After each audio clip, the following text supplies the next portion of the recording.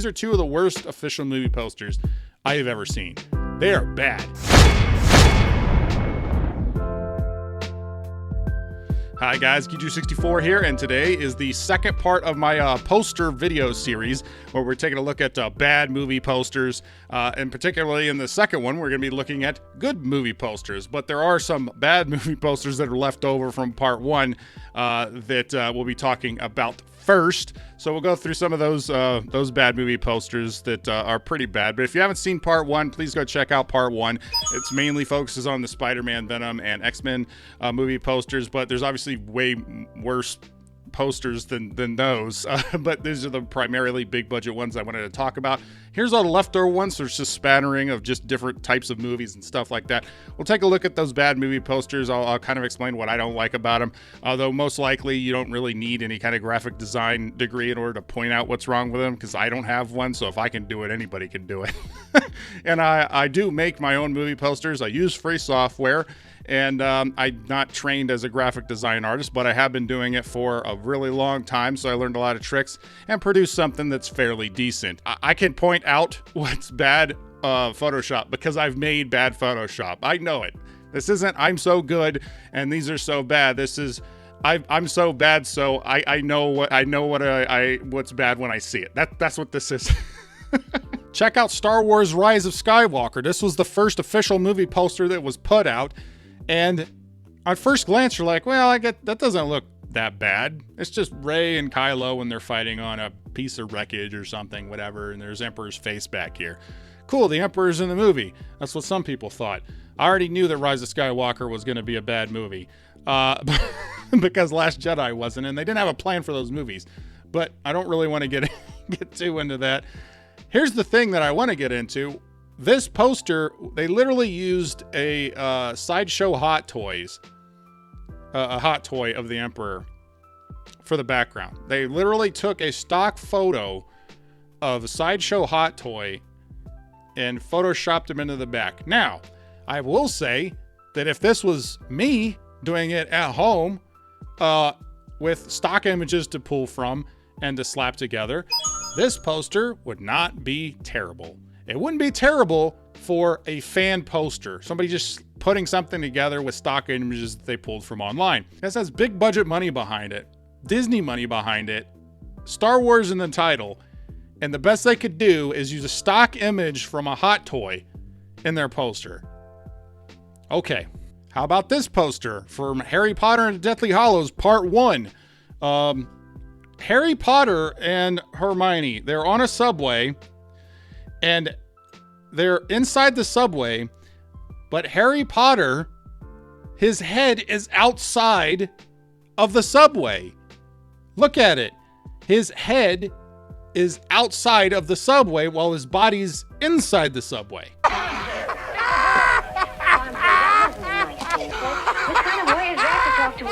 What do you mean? Who is actually behind Hermione, who's also in the subway and fully in the subway. So this, I can't believe nobody noticed this. How do you not notice something like this? It makes no sense. Now, finally, let's get to the other poster that I mentioned in John Flickinger's video in the comment there. Aquaman. This was like people who didn't even know anything about poster design. You don't really need to know anything about poster design to know that this doesn't look good. Like, you really don't. I'm surprised there weren't like more jokes and stuff about this poster when it came out because it's so goofy looking. Aquaman has leather pants underwater, which is strange. You can't even tell he's underwater because there's bubbles all over the background here. And there's no bubbles in front of him to actually make him feel like he's blended into the scene. The color blue, I guess, is about the closest you get to having him blended into the scene, but this pose is so stupid. It looks like he's about to take a crap. And he's just sitting on a rock underwater. It's like the main thing, and I mentioned this in my comments, was all of these little creatures behind here, all these sea animals are copy and pasted. Like, look up here in the corner. These killer whales are copy and pasted. These three sharks over here are copy and pasted. And this came from online. This came from Getty Images. These are stock images from online that they put into a major movie poster. And again, for a fan poster, for somebody putting something together at home, this is reasonable, okay? For a big budget movie, for a poster that's supposed to represent your movie, this is what you do? It's really bad. This is a really bad movie poster. I mean, look at this Ready Player One poster. This was something that I pretty much noticed almost immediately. I was very looking forward to Ready Player One. I've done videos on this channel for it, and I have a Ready Player One poster, a separate poster, this poster, which is a lot better and more classically done. But this was the first poster that was put out, and this poster was actually used in theaters, which is crazy because look at his leg. What is wrong with his leg? Something is wrong with it. It's just been so awkwardly photoshopped. His leg died in the uncanny valley. That's what happened here. I don't even know how else to describe it, which is sad because the rest of the poster is actually pretty good design, but it's totally thrown off by where he's positioned on the poster. So yeah, I mean, these current posters are just, overall, most of the time, they're not very good. So let's look into some good movie posters from the past, very memorable movie posters that a lot of people have up on their walls. A lot of them are from Drew Struzan, who, as I said, is my favorite movie poster artist, but he's not the only one. But let's look at some of the stuff he's done. He did Back to the Future, a super iconic, Indiana Jones and the Last Crusade. Honestly, this is my favorite Indiana Jones poster, is this one right here. He did Blade Runner. He did the Star Wars prequels, which regardless of how you feel about those prequels, those posters were fire. Also, John Alvin, who also did a lot of posters that people have in their bedroom. E.T., he's the one who came up with this idea to have E.T. touching Elliot's finger, this iconic movie poster. Like, he came up with that idea. He also did some of the Renaissance Disney movie posters, the most iconic Disney movie posters that I actually own one. I own Aladdin. I own this movie poster, and I'll probably I would love to show it to you guys someday. I have an original one sheet of this Aladdin poster, but he did Lion King, Little Mermaid. Like, these are in the Beauty and the Beast. He did great. Like, his designs are very eye-catching, very iconic. That is art. That is art. I mean, compare that with any of those posters that I just showed you, like X-Men, Spider-Man, Venom, Aquaman, that Harry Potter mess. Compare it with any of those. This is great. So how do we get from this kind of stuff to what we're getting now? Well, that's a pretty big question that I could spend an hour delving into. What I will recommend is there is a documentary on YouTube right now. You can watch it for free with ads called 24 by 36. It delves more into movie posters and kind of how movie posters devolved. I'd like to talk some more about that documentary and talk about my perspectives on a lot of that stuff. I'll probably do that in another video. But I want to recommend that documentary because if any of the stuff I'm talking about now is interesting, that's a documentary that I would definitely recommend checking out. But here's the thing is there are current posters. There are great artists right now, great movie posters that are coming out that do exist even for like the big budget movies, but for whatever reason, the studios aren't going with them. And I'll show you some of the stuff I'm talking about now. Mondo. Yes, this is something I've followed Mondo's designs for quite some time. And I own some of Mondo's stuff. I actually have a couple Mondo steelbooks, which having Mondo steelbooks was a great idea, putting their art onto steelbooks. They have a couple artists that I've known for years, and just to give you an idea of some of the stuff I'm talking about. So this is Laurent Duro. I'm probably butchering his name, but he is a great artist who's done some awesome stuff. He's done this Jaws poster, The Birds, which that's my favorite, well, second favorite, maybe my second favorite Alfred Hitchcock movie. Planet of the Apes, E.T. He's done some really. He's also done some Back to the Future art that you most likely have seen. I love the design that he went with for this Back to the Future with the 3 different DeLoreans from the 3 different movies. I'd love to own some art. All 3 of these. They're so expensive on the aftermarket. If you want to get some of these Mondo screen prints, they're hundreds and hundreds of dollars because people love this art, and it's pretty exclusive. They do limited runs on it. One of the other artists that they have there is Taylor Stout, who I also really like his art. His is pretty recognizable. You've probably seen this on a cover of some steelbook or something for you physical media collectors out there. You've probably seen some of his art on that or just online. It's pretty recognizable. It's pretty synonymous with the Mondo brand. Like when I think like Mondo art, this is some of the first art I think about. Like it's very synonymous with Mondo. I just call this Mondo art instead of Taylor Stout art. But I do know that he's the one who does Star Wars, Goonies, just some great stuff. Matt Taylor's another good artist. He did this Lion King poster. Just look at how colorful that is. Like if that was outside of a theater, would that not want you to go see it? Like compare this to like the live action Lion King movie poster.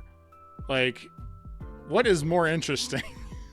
I mean, look, he did a Guardians of the Galaxy poster. Granted, I like the Guardians of the Galaxy poster, but this Guardians of the Galaxy poster is crazy good. So colorful. And he also did Avengers Infinity War, and this poster layout is just insane. There's so much stuff going on in this poster. Here's a Mondo poster that was designed for Spider-Man Homecoming and was hardly even used. Look at this thing. I mean, it's a work of art. It's a comic book movie, and having actual art represent a comic book movie makes a lot of logical sense. And this is far better than that clip art that I showed you earlier. And the other thing is with the IMAX posters, the designs for the IMAX posters are usually better than the regular movie posters they decide to go with for the theaters, the one that represents their movie. The IMAX ones are usually better. Like take Venom, Let There Be Carnage, for instance, Venom 2 here. This is the IMAX poster for that. That looks a lot better than that slapped together mess that I showed you with Woody Harrelson completely disjointed from that movie poster.